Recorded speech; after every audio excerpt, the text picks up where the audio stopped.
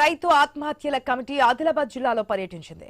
నేరేడిగొండ తాండాలో ఆత్మహత్య చేసుకున్న గోవింద్ కుటుంబాన్ని పరామర్శించి ₹1,00,000 ఆర్థిక సహాయం అందజేశారు. గ్రామాల రైతులతో మాట్లాడి వారి సమస్యలను తెలుసుకున్నారు. రేణిగూడకు చెందిన రైతు జాదవ్ దేవరావు కుటుంబాన్ని పరామర్శించారు. 2 లక్షల రుణమాఫీ చేస్తే 90,000 అప్పు ఉన్న జాదవ్ దేవ్ ఎందుకు ఆత్మహత్య చేసుకుంటాడని కమిటీ చైర్మన్ నిరంజన్ రెడ్డి ప్రశ్నించారు. కాంగ్రెస్ ప్రభుత్వం రైతులను అన్ని రకాలుగా మోసం చేస్తోందని మండిపడ్డారు.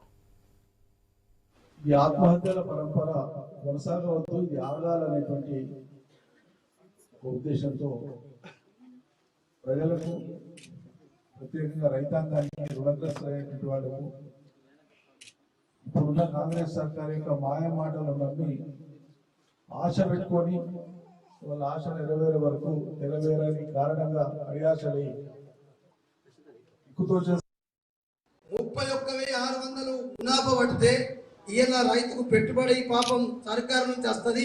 అటు పట్టదారికి ఇస్తాడు, ఇటు కౌలు రైతుకి ఇస్తాడు. 144 సంవత్సరాలకు ఒక్కసారి వచ్చే మహాకుంభ